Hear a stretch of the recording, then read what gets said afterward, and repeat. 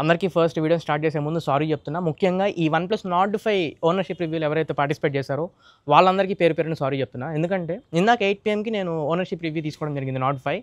ఇప్పుడు టైం వచ్చేసరికి అరౌండ్ 2 అవుతుంది. అర్ధరాత్రి 2కి వీడియో రికార్డ్ చేస్తున్నాను. మొత్తం పెట్టిన ఎఫర్ట్స్ అన్నీ గంగపాలు అయిపోయినాయి అన్నట్లు అనిపించేసింది. OBS స్టూడియో అని చెప్పిన ఒక సాఫ్ట్వేర్ యూస్ చేసి స్క్రీన్ షేర్ రికార్డ్ చేస్తూ ఉంటాను నేను. ఆ సాఫ్ట్వేర్ క్రాష్ అవ్వడమో గ్లిచ్ అవ్వడమో జరిగింది బ్యాక్గ్రౌండ్లో. సో ఇనీషియల్గా ఒక 10 minutes తర్వాత సాఫ్ట్వేర్ స్క్రీన్ రికార్డ్ చేయడం ఆపేసింది. మ్యాక్బుక్ ఇంటర్నల్గా వాయిస్ మాత్రమే రికార్డ్ చేసింది. సో మళ్ళీ రీటేక్ తీసుకోలేను. ఒకవేళ నేను రికార్డ్ చేసిన వీడియో ఏంటంటే వెంటనే సరే పోతే పోయింది ఇంకొకసారి షూట్ చేద్దామని తీసుకునేవాడిని. బట్ ఓనర్షిప్ రివ్యూ కాబట్టి వాళ్ళు మళ్ళీ లింక్ ఇచ్చి మళ్ళీ జాయిన్ అయ్యి మళ్ళీ ఓనర్షిప్ రివ్యూ తీసుకొని వాళ్ళని ఇబ్బంది పెట్టలేను.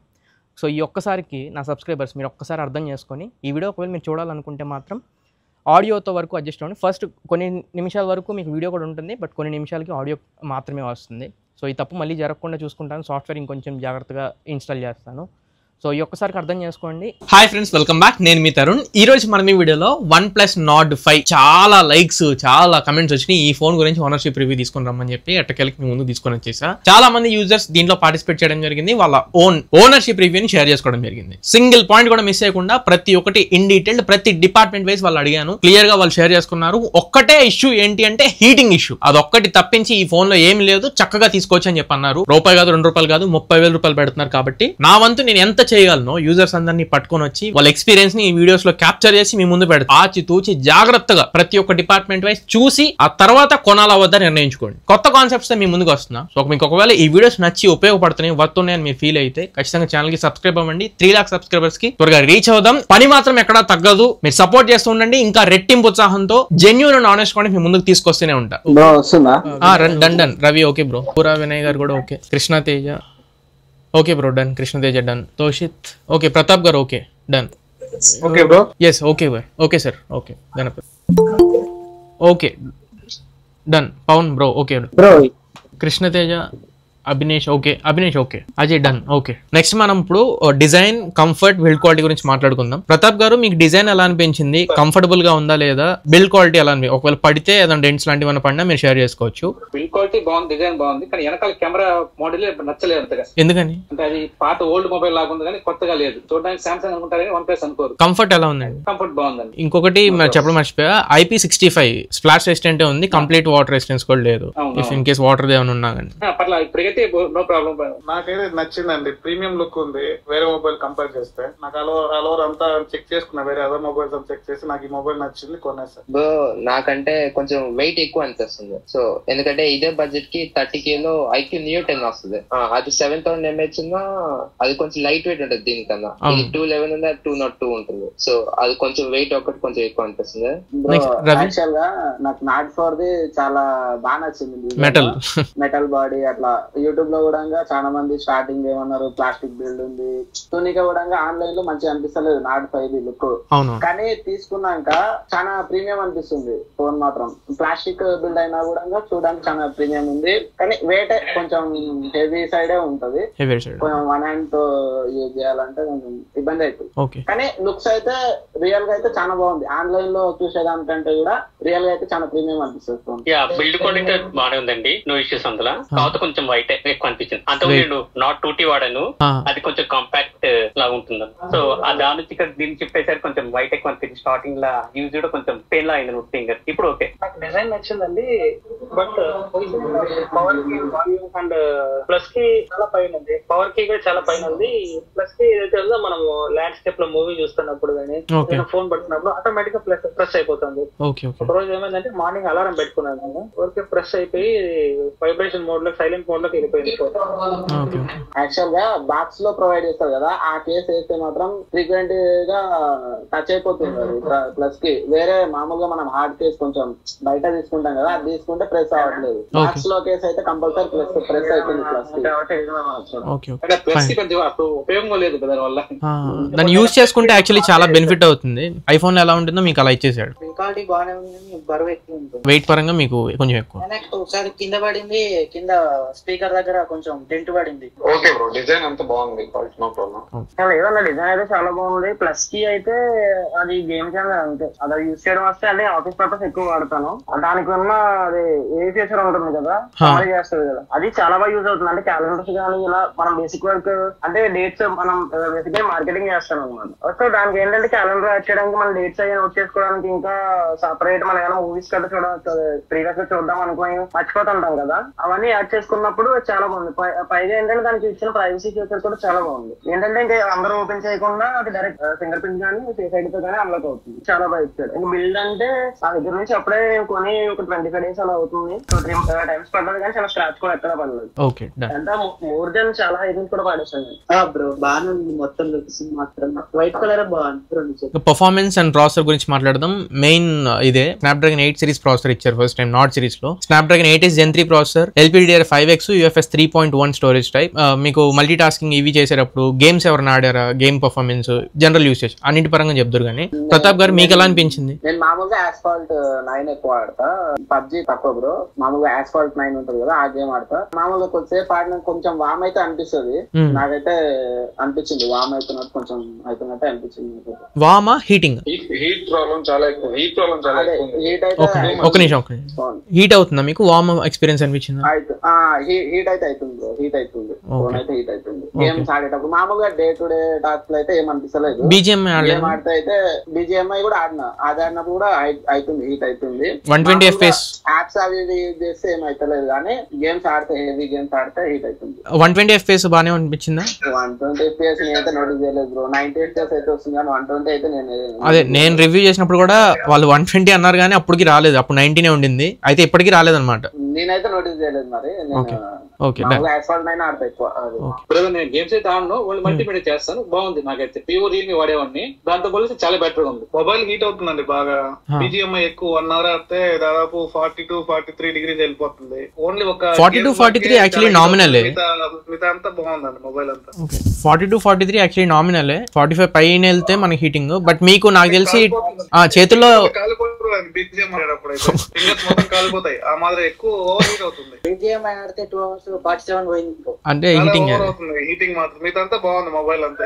మీకేం ఫోన్ యూజ్ చేసేటప్పుడు ఏం అనిపించదు బ్రో, ఓన్లీ గేమ్స్ ఆడేటప్పుడే హీట్ అవుతుంది. మామూలుగా ఏం యాప్ యూజ్ చేసినా అంత స్మూత్ గా ఉంటది, చాలా స్మూత్ అనిపిస్తుంది. మాత్రం మంచిగా ఉంది UI. నేను free fire, call of duty 2 ఆడతా. అయితే 2 అయితే బాగానే హ్యాండిల్ చేస్తుంది. నాకు అక్కడ ఎక్కువ హీట్ ఇష్యూస్ ఏం కనిపించలే. ఒక్కటేంటంటే UFS 3.1 అదొక్కటి ఇచ్చినందుకు ఫైల్స్ కూడా ట్రాన్స్ఫర్ చేస్తున్నారు, కొంచెం లేట్ అవుతుంది. UFS 4.0 ఇచ్చి ఉండాల్సింది 30,000 కాబట్టి. నేను BGMI అయితే ఆడలేదండి, బట్ నేను క్రికెట్ గేమ్స్ ఆడతాను. రియల్ క్రికెట్ అలా హీటింగ్ ఇచ్చేసి అనిపించలేను. మీడియం గేమ్స్ అవి హీటింగ్ అయితే ఉండదు. నా ఫోన్ లో BGMI ఆడితే హీటింగ్ వస్తుందండి. నేను అసలు గేమ్స్ ఆడాలి. గేమ్స్ ఆడినప్పుడు ఫుల్ ఓవర్ హీట్ అయిపోతుంది ఫోన్. ఓవర్ హీట్ చార్జ్ చేసినప్పుడు హీట్ అవుతుంది. నార్మల్ ఇన్స్టా యూజ్ చేసినా హీట్ అవుతుంది ఫోన్ అయితే. వరస్ట్ పర్ఫార్మెన్స్ ఇస్తుంది. అంటే బ్యాటరీ అండ్ హీటింగ్ అయితే 2 వరస్ట్ గా ఉన్నాయి. బ్యాటరీ కూడా చాలా ఫాస్ట్ అయిపోతుంది, లేట్ గా చార్జ్ అవుతుంది, కానీ ఫాస్ట్ గా అయిపోతుంది. 6000 mAh బ్యాటరీ, 6800 mAh బ్యాటరీ అంతా ఏం లేదు బ్రో. 5000 mAh లాగా ఉంటుంది బ్యాటరీ. ఒకసారి మళ్ళీ అడుగుతా, పర్ఫార్మెన్స్ అయితే మీరు సాటిస్ఫాక్షన్ లేదు? Over heating problem. పర్ఫార్మెన్స్ అంతా ఓకే బాగుంది. Heating charging 2 problem.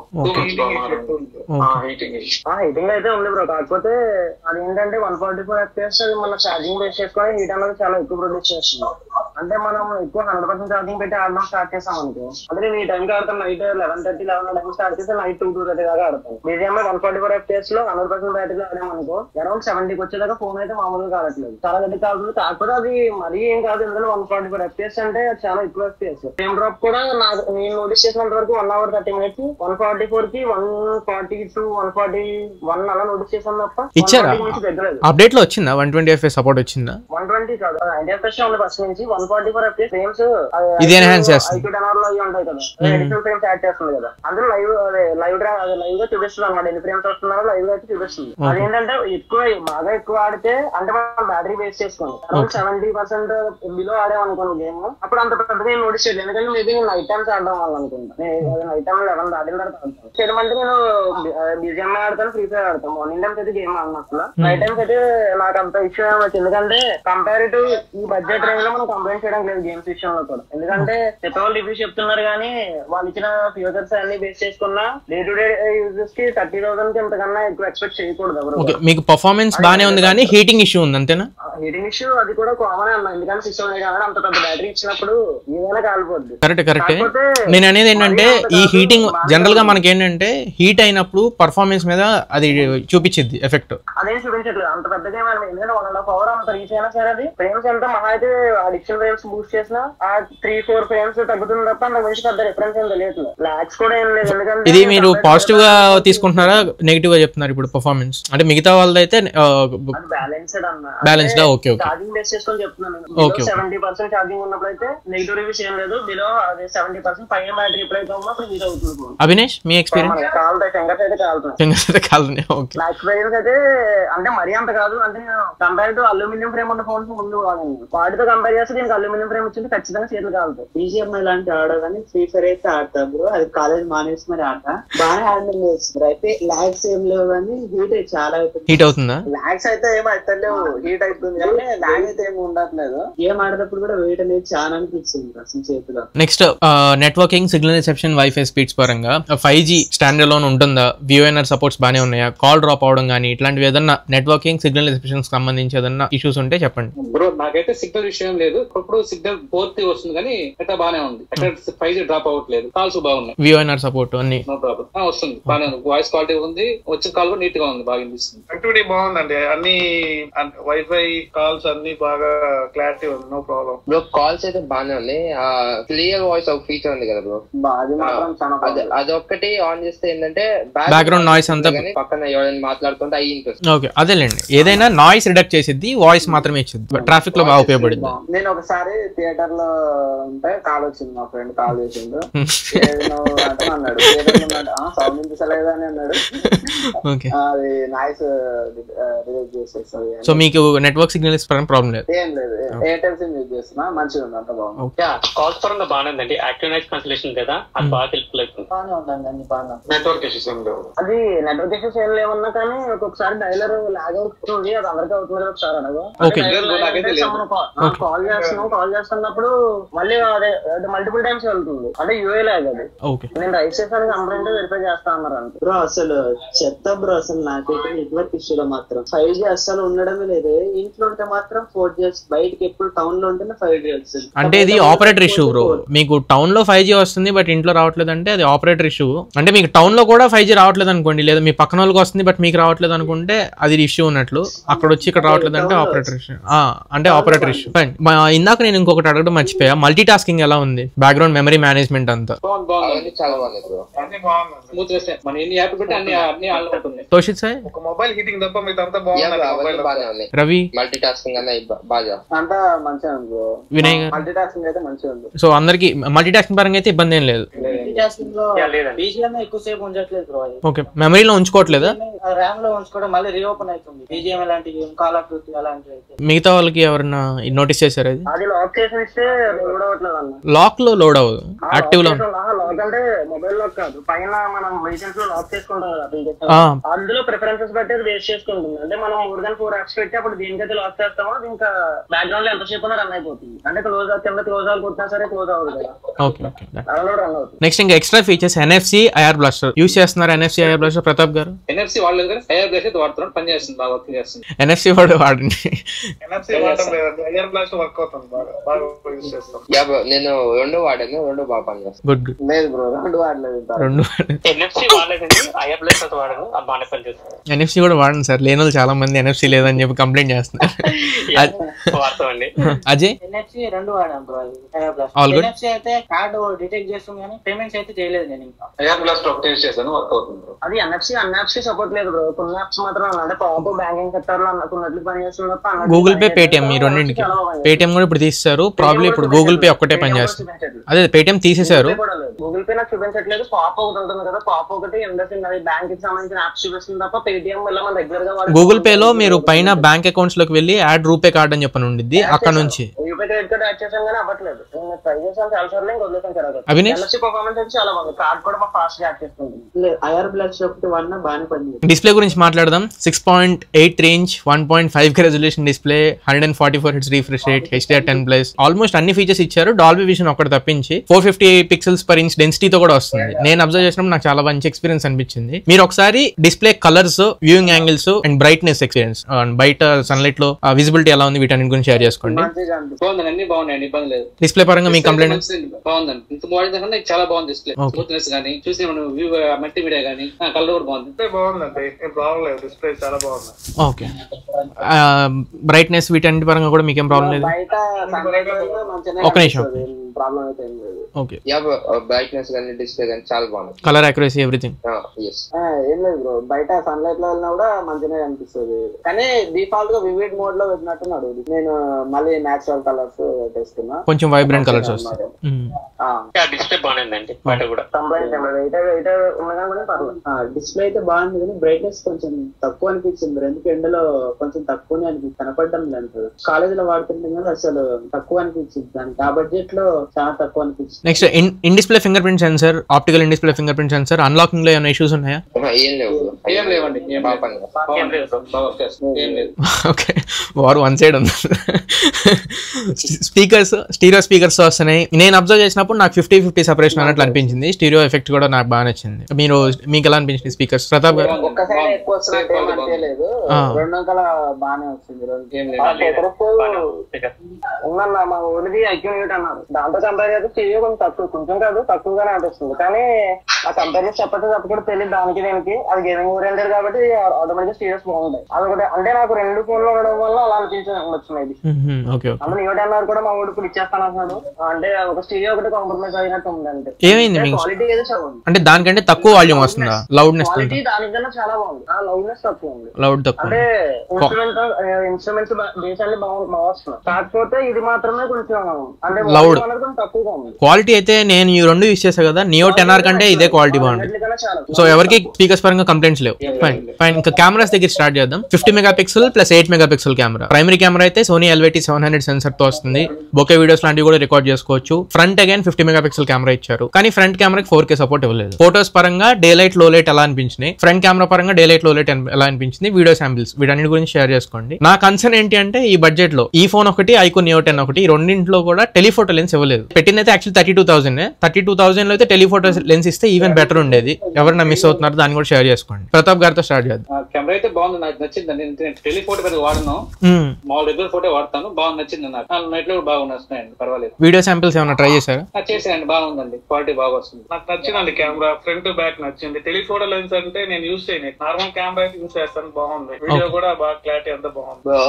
Main camera బాగానే ఉంది, డే లైట్ లో గానీ ఫోటోస్ బాగానే వస్తాయి. కానీ నైట్ టైమే అంటే ఒక 10 ఫోటోస్ తీస్తే ఒక 2-3 ఫోటోస్ కొంచెం సాఫ్ట్ అవుతుంది, ఓవర్ బ్రైట్ గానీ ఓవర్ షార్ప్నెస్ అవుతా ఉంది.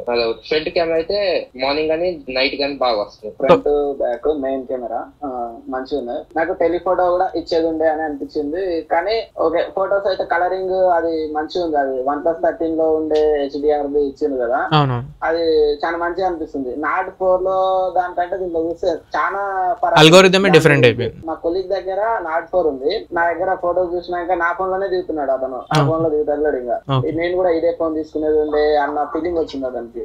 నిన్న కూడా ఒక బర్త్డేకి వెళ్ళినా, అక్కడ వెనకాల టీవీలో ఫోటో పెట్టిన అన్నట్టు పాపది, ముందల కేక్ పెట్టి ఇట్లా దిగుతారు కదా. యాక్చువల్ గా ఫోటో తీసేటప్పుడు టీవీలోది ఇమేజ్ కనిపిస్తలేదు, కానీ ప్రాసెస్ చేసిన తర్వాత టీవీలో ఇమేజ్ కూడా కనిపిస్తుంది, ఆ ఫోటో కూడా కనిపిస్తుంది. అది బాగా అనిపిస్తుంది నాకు. అది HDR కూడా మంచిగా చేస్తుంది అన్నట్టు, ఎవరు ఎక్స్పోజ్ చేయకుండా కొంచెం లైటింగ్ లో తక్కువ ప్రాసెస్ చేసిన తర్వాత బాగుంది, మంచిగా వచ్చింది. ఫోటో తీసేటప్పటికంటే తీసినాక మంచిగా అనిపిస్తుంది. ప్రాసెస్ చేసిన తర్వాత అదే వైడ్ యాంగిల్ అది తక్కువ మాట్లాడుకుంటే 8 మెగాపిక్సెల్ ఇచ్చింటే బాగుండేది. అదే నేను అదే అనుకున్నాను, దాని ప్లేస్ టెలిఫోటో పర్లేదు బ్రో, మంచిగానే వస్తున్నాయి. పోర్ట్రేట్ షాట్స్ కూడా బాగానే వస్తున్నాయి, కానీ టెలిఫోటో ఉంటే దాని డీటెయిల్స్ ఇంకా వేరే ఉంటుంది. అవునవును, సేమ్ అండి. వైడ్ యాంగిల్ ఇస్తే ఇంకొంచెం బాగుండేది, క్లారిటీ పోతుంది. వైడ్ యాంగిల్ నార్మల్ కెమెరా వాడితే మాత్రం బాగానే వస్తుంది వీడియో కూడా. Okay okay. ఓవరాల్ కెమెరాస్ మీకు ఓకేనా? కెమెరాస్ ఫ్రంట్ బ్యాక్ బాగానే ఉంది, బ్యాక్ కెమెరా బాగానే ఉంది, ఫ్రంట్ కెమెరా కొంచెం డీటెయిల్స్ మిస్ అవుతుంది. కెమెరాస్ ఓకే బ్రో, కాకపోతే సెల్ఫీ కెమెరా నైట్ టైం ఇంత పర్ఫార్మెన్స్ బెటర్ గా లేదు. వీడియో నాకైతే కొంచెం అంత బాగా బ్రో, కొంచెం ఏదో కొంచెం కలర్ బ్లాక్ ఎక్కువ రావట్లేదు అనిపిస్తుంది, కొంచెం వైట్ గా చేస్తున్నట్టు అనిపిస్తుంది, బ్లాక్ మంచిగా అనిపిస్తుంది వీడియో అయితే. ఫొటోస్ అయితే చాలా బెటర్, ఈ ప్రైస్ లో కెమెరా అయితే చాలా బెటర్ అనిపిస్తుంది నాకైతే. నేను స్టెబిలైజేషన్ కోసం వీడియో ఒకటి టెస్ట్ చేశాను, నార్మల్ గా అయితే వీడియో టెస్ట్ చేయలేదు నేను. అది కూడా స్టెబిలైజేషన్ అయితే ఒకటి నార్మల్ గా మనం వాయిస్ క్యాప్చర్ చేస్తాం కదా, అంటే క్లియర్ వాయిస్ ఒకటి ఫ్యూచర్ ఇచ్చారు కదా, కాకుండా దీనికి పనిచేస్తుంది టెస్ట్ చేశాను. స్టెబిలైజేషన్ అయితే చాలా బాగుంది. క్లియర్ వాయిస్ కూడా అదేంటంటే చాలా మటుకి బ్యాక్గ్రౌండ్ నాయిస్ మనకి ఎంత మినిమం మైక్ మీద 60-65 అలాగా రికార్డ్ చేసాం, అంటే హైవే మీద. అంటే వీడియో కోసం అయితే వీడియో చాలా వచ్చింది క్లారిటీ. అది కూడా ఆ క్లియర్ వాయిస్ అన్నది కూడా మొత్తం విన్ నాయిస్ అంతా కూడా చాలా బాగా రిజెక్ట్ చేసింది. ఆ వీడియో పరంగా అయితే నో ప్రాబ్లం. కెమెరా అంటే పెద్దగా తీయలేదు, బట్ ఏంటంటే నేను తీసిన పిక్స్ అన్నిటికి సాటిస్ఫైడ్, అంటే చాలా బాగా వచ్చాయి. అంటే వివో నార్మల్ అది ఐక్యూ 10R వాటితో కంపేర్ చేసినప్పుడు ఇది చాలా బాగుంది, అంటే ఆప్టిమైజేషన్ అన్నది బాగుంది. మీ ఓవరాల్ మీకు కెమెరాస్ లో ఏమైనా కంప్లైంట్స్ ఉన్నాయా? బాగానే ఉన్నాయి. నాకైతే నేను సాటిస్ఫైడ్ గా, నేను తీసిన చాలా తక్కువ, మాక్సిమం 50 కూడా తీసుకున్నాను, ఇంకా చాలా బాగుంది, నాకైతే నచ్చింది. బ్రో ఫోటోస్ అయితే బాగా నచ్చాయి. ప్రో హెచ్డిఆర్ అండి. అవునవును, ఆ హెచ్డిఆర్ బాగుంది. సో బొకే వీడియో ఎవరైనా రికార్డ్ చేసుకున్నారా? బ్యాక్గ్రౌండ్ బ్లర్ అయ్యాలని ఎవరు యూస్ చేయలేదు? Okay okay. సో దీన్ని బట్టి ఏంటంటే కెమెరాస్ పరంగా ఎవరికి కంప్లైంట్స్ లేవు, ఈవెన్ లో లైట్ లో కూడా బాగానే పర్ఫార్మ్ చేస్తుంది అంటున్నారు. ఇంకా battery 6800 mAh battery, 80 watt charger ఇస్తున్నారు. Last generation Nord 4 Nord C4 రెండింటిలో 100 వాట్ ఛార్జర్ ఇచ్చేవాళ్ళు, దాంతో కంపేర్ కొంచెం డౌన్ గ్రేడ్. బట్ ఎలా అనిపించింది? 6800 mAh బ్యాటరీ మీకు ఒక ఫుల్ వర్కింగ్ డే వస్తుంది. ఫుల్ వర్కింగ్ డే అంటే మార్నింగ్ 9 to ఈవినింగ్ 8-9 వరకు 12 hours, అంటే స్క్రీన్ ఆన్ టైం కాదు నేను చెప్తుంది, యూస్ చేసుకునే యూసేజ్ ఒక ఫుల్ వర్కింగ్ డే వస్తుందా? బ్యాటరీ బాగా వస్తుంది, పర్లేదు. అంటే నేను మార్నింగ్ పెడతాను, మళ్ళీ ఆఫ్టర్నూన్ మళ్ళీ పెడతాను, కానీ ఒక్కొక్క టైం బట్టి అది స్పీడ్ ఎక్కుతుంది ఛార్జింగ్. అది అంటే మార్నింగ్ ఒకలా ఎక్కుతుంది, నైట్ ఒకలా ఎక్కుతుంది. స్టార్టింగ్ నుంచి 0 to 100 అయితే కొంచెం ఫాస్ట్ అవుతుంది. అది నాకు ఎలా అనిపిస్తుంది అంటే మార్నింగ్ కొంచెం స్పీడ్ ఎక్కుతుంది, నైట్ కొంచెం స్లో అనిపిస్తుంది అన్నమాట ఒకసారి. Okay okay. Battery and that మీరు చెప్పినట్టు టెంపరేచర్స్ కూడా ఉంటాయి. ఫోన్ టెంపరేచర్ ఎక్కువ ఉంటే స్లోగా ఛార్జ్ అయ్యింది. ఒక ఫుల్ వర్కింగ్ డే వస్తుందండి ఖచ్చితంగా. మార్నింగ్ ఛార్జింగ్ బట్టి ఈవినింగ్ ఒక 10% దాకా ఉంటుంది. మార్నింగ్ 85 ఫుల్ వర్కింగ్ డే అయితే వస్తుంది మార్నింగ్ పెట్టుకొని. మీరు ఫాస్ట్ ఛార్జ్ గురించి చెప్పట్లా, 80 వాట్ ఎంతసేపు పడుతుంది ఛార్జ్ అవ్వడానికి? అది 0 to 50 అయితే హాఫ్ అన్ అవర్ 1 hour లో అయిపోతుంది. Unanimous answer. నేను 85 పెడతా బ్రో మామూలుగా. ఈవినింగ్ స్కూల్ కి వచ్చే వరకు 40 అట్లా మిగులుతుంది, 40 అట్లా ఉంటది ఛార్జింగ్. సో ఈజీగా ఫుల్ వర్కింగ్ డే. ఈజీగా ఫుల్ వర్కింగ్ అయితే వస్తుందండి. బట్ కొంచెం ఛార్జింగ్ పెట్టినప్పుడు వార్మ్ అయినట్టు అయితే అనిపిస్తుంది, ఛార్జింగ్ అది కామన్, వార్మ్ అనిపిస్తుంది ఫోన్ అయితే. అది కామన్. ఫుల్ డే అయితే వస్తుందండి, బట్ బ్యాటరీ చార్జ్ అవడానికి చాలా టైం తీసుకుంటుంది, 1 hour 20 minutes అలా తీసుకుంటుంది. ఫుల్ బ్యాటరీ అయితే వస్తుంది, 1 day వస్తుంది full day. Okay, no issues అందులో. ఓకే, అంటే ఓవర్ నైట్ పెట్టేసి మార్నింగ్ లేసి చూసేటప్పుడు కొంచెం ఎక్కువ డ్రైన్ అవుతుంది. నేను బ్యాటరీ డ్రైన్ చేసి కూడా 11 hours వచ్చింది బ్యాటరీ. బ్యాటరీ అయితే ఇష్యూ చాలా ఉంది బ్రో. బ్యాటరీ 1 day రావట్లేదు నాకేమి. ఏమైంది? 2 times మినిమం 2 times చార్జ్ చేయాలి ఎక్కువ యూజ్ చేస్తే. కొంచెం గేమ్స్ అవి ఆడుతున్నారు. ఎంతసేపు పడుతుంది ఫుల్ చార్జ్? 1 hour పైన పడుతుంది బ్రో, సుమారు 1 hour 10 minutes 120 minutes. ఇంకోటి ఏంటంటే మనం ఒక బ్లూటూత్ కనెక్ట్ చేసుకుని ఆన్ లో పెట్టినా ఛార్జింగ్ చాలా స్లో అయిపోతుంది.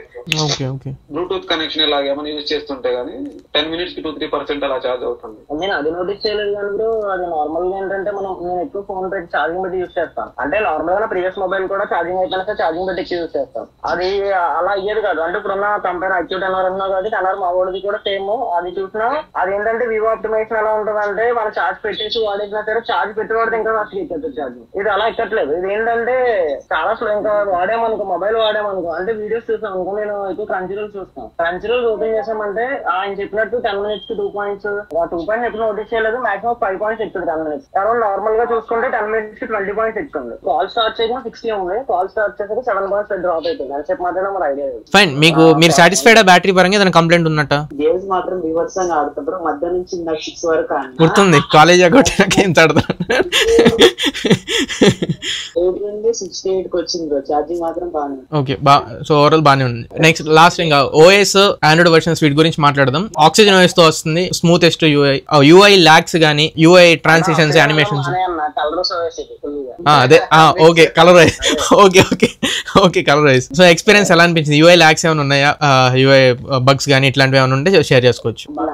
చాలా ఉన్నాయి చెప్తాను కదా, నోటీస్ చేసిన వాళ్ళు. నేనైతే నోటీస్ చేయలేదు బ్రో, స్మూత్ అనిపించింది యూఐ కూడా. ఇంతకు ముందు ఛార్జింగ్ లిమిట్ 80 వరకే ఉంటుండే, యాక్చువల్ గా 85, 90, 95 అట్లా కూడా ఇచ్చింది అన్నమాట ఇప్పుడు ఛార్జింగ్ లిమిట్. యూఐ అయితే అంత స్మూత్ ఉంది బ్రో, నాకైతే నేనైతే నోటీస్ చేయలేదు మరి ఏం బగ్స్ అయితే. బాగుందండి, యూఐ బాగుంది, నాకు యూఐ చాలా నచ్చింది ఈ ఫోన్ లో. యూఐ బాగుందండి, దానికోసం నేను మొబైల్ కొన్నాను. ఫస్ట్ టైం OnePlus యూజ్ చేస్తాను నేనైతే.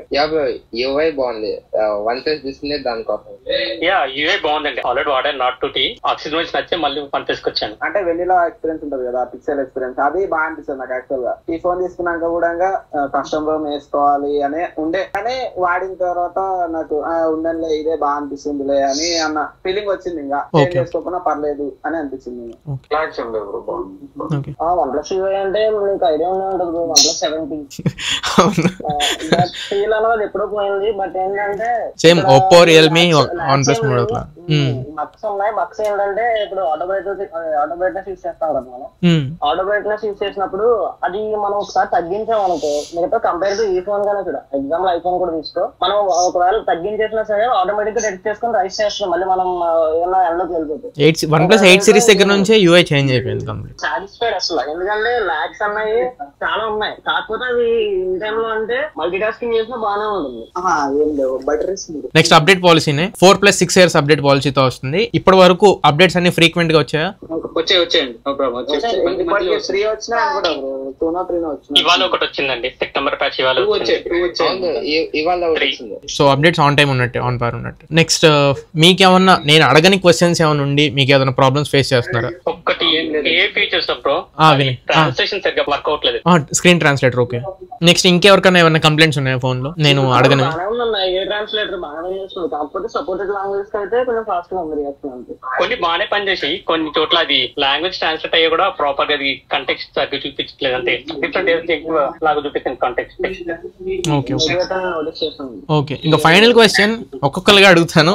ఇప్పుడు ఇది సేల్ టైమ్స్ లో కొంటూ ఉంటారు, ఈ వీడియో సేల్ టైమ్ లో కొనే వాళ్ళకి బాగా ఉపయోగపడుతుంది. మీరు కొనిన దానికంటే ప్రైస్ కొంచెం తక్కువకే వస్తుంది. ఇప్పుడు ప్రతాప్ గారు మీరైతే ఈ ఫోన్ కొనుక్కోమని సజెస్ట్ చేస్తారా? కొనుక్కోవచ్చు, నో ప్రాబ్లం. ఓకే, హ్యాపీగా కొనుక్కోవచ్చు అండి, ప్రాబ్లం లేదు. ఇప్పుడు 28,500 పెట్టింది కదా, 30,000 అయినా కొనొచ్చు. కొనుక్కోవచ్చు అండి. నేను ఆల్రెడీ మా జూనియర్ కూడా సజెస్ట్ చేశాను, తను తీసుకుంటున్నాడు. అడ్వాంటేజ్ ఏంటంటే బేస్ వేరియంట్ 256 వచ్చింది, మిగతా వాళ్ళు 128 కాకుండా. ఇది sort of all rounder.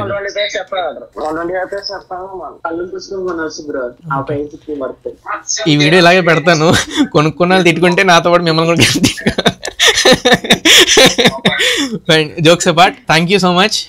Almost నేను అన్నట్టు 9 లోపలే ఫినిష్ చేద్దాం అనుకున్నా, బాగా కోఆపరేట్ చేశారు. థ్యాంక్ యూ, జాయిన్ అయిన వాళ్ళందరికీ థ్యాంక్ యూ. సో చూసారుగా OnePlus Nord 5 గురించి రియల్ యూజర్స్ వాళ్ళ ఎక్స్పీరియన్స్ వాళ్ళు షేర్ చేసుకుంటుందల్లా ఒకటే, ఖచ్చితంగా ఈ ఫోన్ ని పర్చేస్ చేసుకోవచ్చు, సార్ట్ ఆఫ్ ఆల్రౌండర్ ఫోనే. కానీ ల్యాక్ అవుతుందల్లా థర్మల్ మేనేజ్మెంట్, అంటే హీటింగ్ ఇష్యూస్ ఉన్నాయి. గేమ్స్ ఆడుతున్నప్పుడు, కెమెరాస్ యూజ్ చేస్తున్నప్పుడు హీట్ అయిపోతుంది ఎక్కువగా. బట్ పర్ఫార్మెన్స్ లో ఏం లాగ్ లేదు హీట్ అయినంత మాత్రాన. బట్ హీటింగ్ ఇష్యూని వీళ్ళు రిజాల్వ్ చేస్తే చాలు, అదొక్కటి వీళ్ళు కోరుకుంటున్నారు. సో మీరు కూడా ఈ వీళ్ళ ఎక్స్పీరియన్స్ ని బేస్ చేసుకొని మీకు సెట్ అవుతుందా లేదా అన్ని చూసుకొని ఆ తర్వాత మీరు నిర్ణయాన్ని మీరు తీసుకోవడానికి ట్రై చేయండి. నన్ను అడిగితే మాత్రం తీసుకోవచ్చు అని చెప్తా. OnePlus Nord 5 మంచి ఆల్రౌండర్ ఫోన్, అండర్ 30,000 లో, ముఖ్యంగా ఈ సేల్స్ టైమ్ లో వాళ్ళు తీసుకొచ్చిన ఆఫర్ ప్రైస్ లో డీసెంట్ అయిన ఫోన్ ఖచ్చితంగా మనం పిక్ చేసుకోవచ్చు అనేది నా ఒపీనియన్. సో ఇది ఓవరాల్ గా ఇవాళ మన వీడియో. ఈ వీడియో మీకు నచ్చింది అనుకుంటున్నాను, ఖచ్చితంగా ఉపయోగపడింది అనుకుంటున్నా. నచ్చినట్లయితే లైక్ చేయండి, మీ ఫ్రెండ్స్ ఆర్ ఫ్యామిలీ మెంబర్స్ కి షేర్ చేయండి. ఇలాంటి మంచి మంచి టాపిక్స్ వస్తున్నాయి కాబట్టి షేర్ కూడా చేయండి. కుదరకపోతే లైక్ చేసి సబ్స్క్రైబ్ చేసుకోవడం మాత్రం మర్చిపోబాకండి. మళ్ళీ ఇంకొక మంచి వీడియోతో, మంచి క్వాలిటీ కంటెంట్ తో మీ ముందు తిరిగి వస్తా. Until then this is your Tarun, signing off now friends. జై హింద్.